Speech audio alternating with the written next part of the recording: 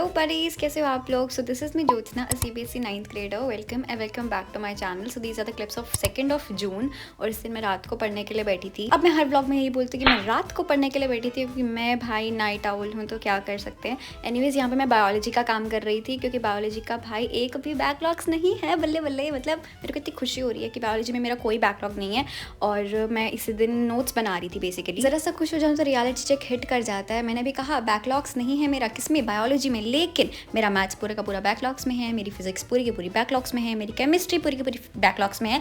And I know मुझे lectures लगाने चाहिए, बट स्टिल मैं तो लेजी हूँ ना। मैं क्यों लगाऊं। अब इतने से बैकलॉग सुन के भाई हैरान मत हो जाने, क्योंकि आगे तो मैंने बताई भी नहीं है। खैर, मैं क्लिप्स के बारे में बात कर लेती हूँ। तो देखो यार, मैं रात को ही पढ़ने बैठती हूँ, क्योंकि मैं स्कूल जाती हूँ। और सच बोलूँ तो दोपहर को इतना लेजीनेस होता है कि पढ़ने का मन ही नहीं करता। और यहाँ पे मैं बस बायोलॉजी के नोट्स बना रही थी, लेक्चर नोट्स बेसिकली, जिसको तुम बैच नोट्स कहते हो, मैं वो बना रही थी। मुझे बहुत दिनों से कमेंट्स आ रहे हैं कि दीदी जूनियर्स के लिए टिप्स बता दो, दीदी 8th क्लास के लिए टिप्स बता दो। तो here is that video, make sure to watch it. अब देखो, झूठ नहीं बोलूंगी, 8th क्लास मेरी ठीक ठाक थी, ना ही ज़्यादा अच्छी थी ना ही ज़्यादा बुरी थी। मैंने बहुत कुछ सीखा 8th क्लास से, बहुत अच्छी अच्छी अचीवमेंट्स ली मैंने 8th क्लास में। लेकिन मेरी कुछ गलतियाँ भी थी 8th क्लास में, जो मैं तुम्हें इस बार बताने वाली हूँ इस वीडियो में, और टिप्स भी दे दूंगी। मेरी सबसे बड़ी गलती थी कि मैंने 8th को सीरियस ही नहीं लिया था, क्योंकि हम बचपन से सुनते आ रहे हैं कि जो 9th क्लास है वो सबसे टफेस्ट क्लास होती है। मतलब काइंड ऑफ ऐसे स्लैंग्स जो हैं वो हम सुनते आ रहे हैं। तो मैंने सोचा था 8th में कि अरे 9th में जाके तो मज़े से सीरियस हो जाऊंगी। लेकिन अब मेरे को रियलिटी चेक मिल रहा है उस चीज़ का। साथ में हमें 8th में ओल्ड NCERTs लगी थी। हाउएवर अब 8th की NCERTs भी चेंज हो चुकी हैं, जिसमें थोड़े बहुत बेसिक्स तो आई गेस आए ही होंगे 9th के, क्योंकि मेरे को तो पुरानी लगी थी, तो मेरे को इतना पता नहीं है।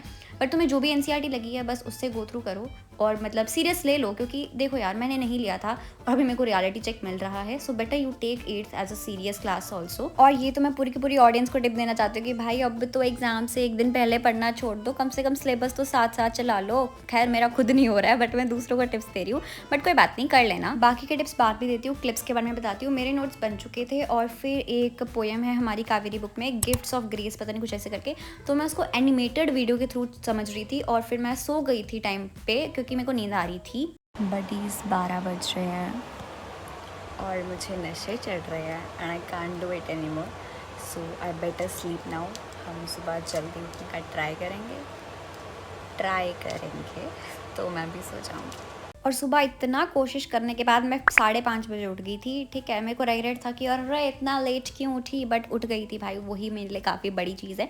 और यहाँ पे मैं इंग्लिश का जो मैंने पिछली रात को लेक्चर भी नहीं, मतलब एनिमेटेड वीडियो के थ्रू जो पोएम समझी थी उसकी समरी वगैरह लिख रही थी, और मुझे इसके क्वेश्चन आंसर्स भी करने थे, जो मैम ने क्लास में ऑलरेडी करवा दिए थे, बट समरी होमवर्क दी थी, तो मैं वही समरी लिख रही थी। अच्छा, मैं जूनियर्स को टिप देती हूँ कि भाई तुम मैथ सॉल्व करा करो। मैं अभी भी आकर 9th में मैथ सॉल्व नहीं कर रही हूँ। मुझे पता है मुझे करना चाहिए, बट स्टिल मैं नहीं कर रही हूँ। तो तुम्हारे लिए रिमाइंडर है कि मैथ्स जो है वो साइड बाय साइड हमेशा सॉल्व करते रहना, जिससे तुम्हारी मैथ्स की जो कैलकुलेशंस होगी वो स्ट्रांग हो जाएंगी, और एग्जाम्स में फालतू के मार्क्स डिडक्ट नहीं होंगे। और देखो, तुम परफेक्ट कितने हो दैट डजंट मैटर, क्योंकि तुम्हारी कंसिस्टेंसी ज़्यादा मैटर करती है। तो तुम देखो, राइटिंग प्रैक्टिस करते रहना आंसर्स की, क्योंकि तुम्हें पता होना चाहिए कि एग्जाम में आंसर्स कैसे फ्रेम करने होते हैं। और ज़्यादा रट्टाफिकेशन के पीछे मत भागना, ज़्यादा कंसेप्चुअल स्टडी करना, क्योंकि 9th में आके तुम्हारा यही करना पड़ेगा। हमें तो भाई बहुत धक्के लग चुके हैं ऑलरेडी, तुम्हें और ज़्यादा लगने वाले हैं, तो तुम कर देख लेना अपना, ठीक है। और डिस्ट्रैक्शंस को अवॉइड करना, ठीक है, ज़्यादा डिस्ट्रैक्शंस की तरफ मत जाना।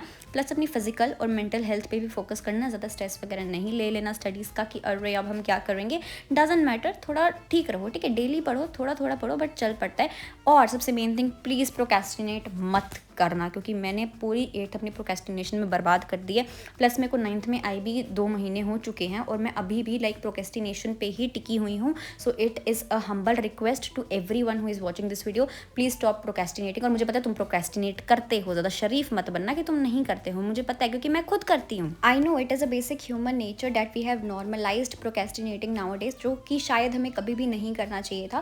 Because just think yourself, just use your common sense buddies, कि प्रोक्रेस्टिनेशन जो है ये एक ऐसी टर्म है जो हमारे इनर सोल को किल कर रही है। Like we are supposed to do that work on that particular time, but we are not doing, just because we are procrastinating that thing, and even we are not sure that whether we are gonna do that work in future और not, या फिर वो वैसा ही पढ़ा रहेगा। So just stop procrastinating. I hope मैं भी बंद कर दूँ। सो एनीवेज, क्लिप्स के बारे में बात करते हैं। मेरा काम हो चुका था, मैंने क्वेश्चन आंसर्स लिखे थे, इंपॉर्टेंट पॉइंट्स लिखे थे और समरी लिखी थी, और फिर मेरे को स्कूल के लिए लेट हो रही था, तो मैं स्कूल चले गई थी। By the way, thanks for watching, subscribe for more.